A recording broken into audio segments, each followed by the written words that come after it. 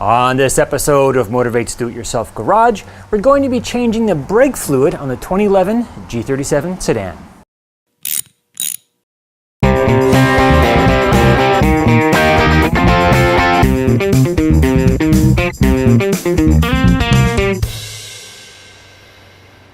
When it comes to bleeding brakes or changing your brake fluid, one of the quickest and easiest ways to do this by yourself is a pressure bleeder. Now, there are commercial units that you can purchase and they work great, or you can make your own. This is a $16 garden sprayer with a $7 gauge and some adapters. I think the total cost came up under $35. So with this here, what I was able to do is pressurize the master cylinder and keep an eye on the pressure. Now, normally when I do this, I will only have the pressure around 10 psi. You don't need a lot, you just need some to push in the new fluid and push out the old fluid and collect that at the bleed nipple at the caliper. Now, the tricky part in all of this is this end right here. How do we have this connect to the master cylinder in a way that we can build 10 psi of pressure? I'm going to show you what I did for the Infiniti G37, and really this should work on all Nissans. On the top right hand side of the engine bay, it says brake fluid. So we've got this little panel which easily pops out like that. And here is our master cylinder for our brakes. Infiniti shop manual says disconnect the ABS module or the battery. I'm going to disconnect the ABS module. It's right over there. So this right here, this big piece is the ABS module, and this is the ABS connector. So all we need to do to disconnect it is to lift up this connector here, and it's kind of a neat connector. As we lift it up, it actually will unplug the connector for us. Now, it's a really tight area, so I'm gonna have to reach in there with my hand and you won't be able to see much, but you'll see the before and after. So just let me get in there, lift it all the way up. There we are. And we can kind of reach in, wiggle it side to side. There we are. And it just popped. ABS module is disconnected. And it's always nice to remove as much of the old fluid as you can. We will take the cap off. Inside there is a little filter. If you take your fingers, you can kind of just lift it up and remove it. We can see by the crisscross that we have here, this master cylinder has separate chambers. It's got internal baffles. So if we remove the brake fluid just from here, it only removes a little bit. We actually need to get another hose down in there. Let me prove my point. Here we can see the brake fluid is at the minimum level. Looking closely at the right side of the master cylinder, we can see the level drop. However, the level on the left does not change. This means there are two chambers.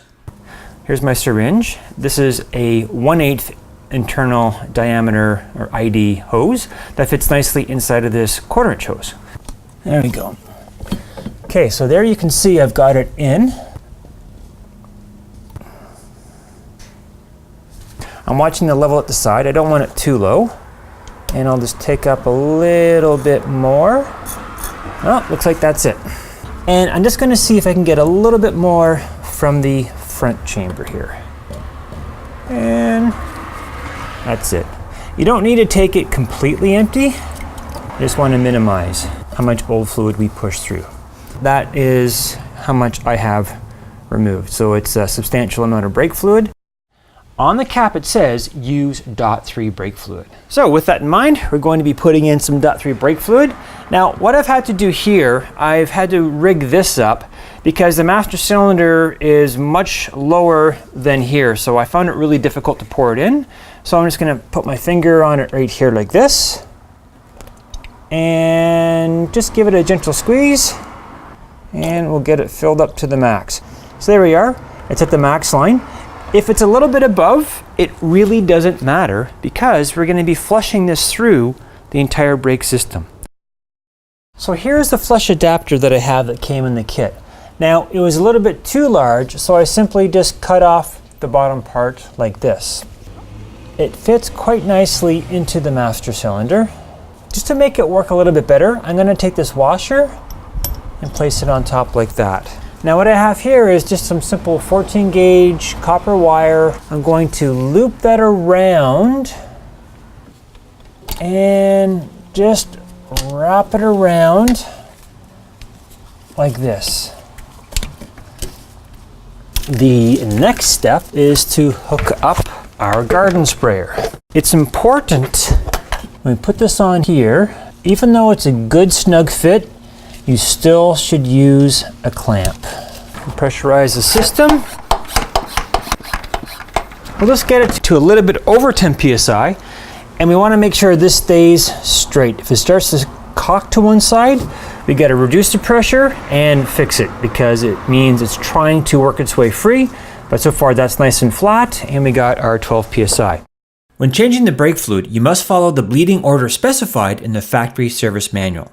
For the G37, you will start at the right rear, then the left front, left rear, and then the right front. When bleeding, check the brake fluid level often.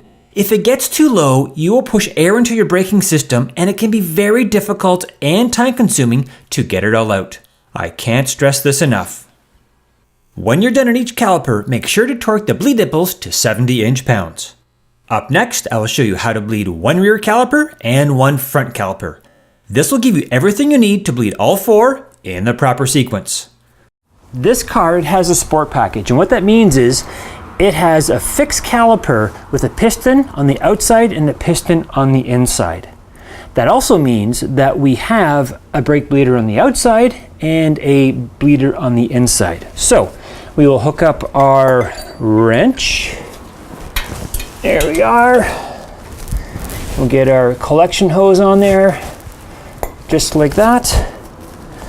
And we will slightly open the valve, the nipple, and we can see the brake fluid coming up, and we can see bubbles coming down below here. So that's good. It can be a bit deceiving because it looks now like nothing's moving, but we know it is, because when we look at the master cylinder, we can see the level dropping a bit, and we can see the level rising here slowly. Again, we're only about 10, 11 psi. It's not a lot of pressure, but we're not in any rush. For the rear brakes, you want to do it a bit longer than the front, just because the brake line itself is longer. We'll let that stop for now. We'll take this off here, and we'll put this on like that. Open the bleeder. So as you can see, the master cylinder level really got quite low, and here's why. When I went to bleed this nipple, nothing came out. And I was really puzzled. What actually had happened was the hole that went into the bleed nipple was completely plugged. I've never seen anything like that before. Took a stiff wire brush, pushed it through, and it all worked out well. But I had to do it quick, because while this nipple is out, I don't want air going in, so I left the braking system pressurized, continuing to push out brake fluid. And as we can see here, that's how much brake fluid it's pretty much, it's about to there, so it's quite full. So this rear caliper is bled very, very well. We're going to release the pressure.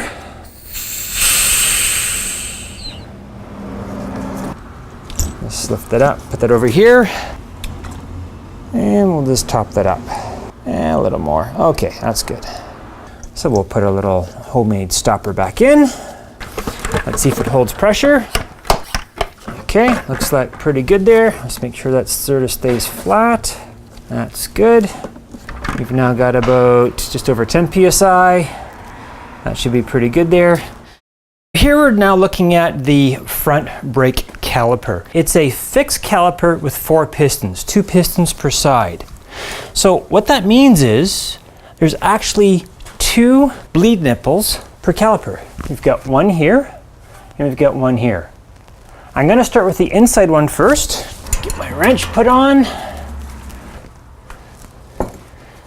If possible, it's always nice to have a little bit of fluid already in a jar, so you can sort of see the bubbles. So up above, we've got probably 11 or so psi.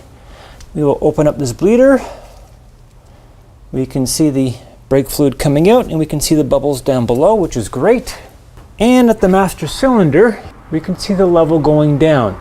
And it's important that we keep an eye on that level so it doesn't get too low. All right, so we will close that.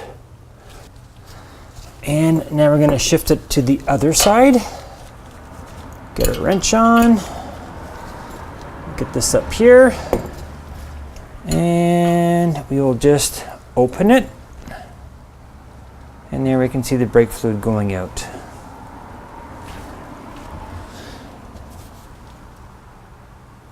Okay, I'll stop it right there.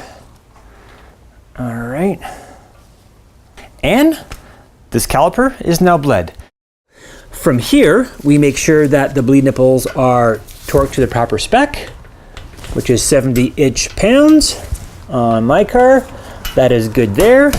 Then we've got these little rubber hats or caps. They go on there, and that just sort of keeps any crap from getting inside the bleed nipple. And we've got one for the inside here. I want to take a minute and talk about the brake fluid level. Here we can see it's at the maximum, and you may be thinking, that's perfect.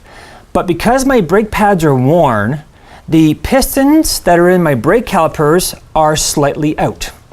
But what that means is when I go to change my brake pads, I have to push those pistons back in, and that will cause brake fluid to come back up into the master cylinder. So when I do my brakes, this will be overfilled. And if I don't remove some brake fluid, what will happen as I continue to push in the pistons is it will get so overfilled, it actually will spray out from underneath the cap, making a big mess. So for right now, the brake fluid level is fine, but when I go to change my brake pads, I want to keep an eye on this level, and I will have to remove some of the brake fluid. And then once I got all new pads in, I could then set this level at maximum, and then I won't have to worry. The next step is to reconnect the ABS module. So again, right here is our ABS module, and this is our connector. So we need to sort of get it on our connector, push it on, that's good, and then simply push this down. And you can see as I push it down how the connector goes on. It's one of those nice connectors that makes our job a little bit easier. The only reason I'm using a piece of wood is because if I put my hand in that tiny spot, you're not going to see anything. So just going to quickly double check it's all the way down. It wasn't quite all the way down. Now it is. We can see right here how that latch is all the way down. So our ABS module is reconnected. Hold on. Almost forgot. Really important point, your used brake fluid. When you're done, collect it in a container, mark on it used, and dispose of it properly. For me and where I live, I take it to the local dump. They have a household hazardous waste area, and that's where they will recycle it, just like I take my gear oil and my used engine oil, and they will dispose of it properly or recycle it. It's really important that we do that. Anyways, that's all for now. Thanks, and please subscribe.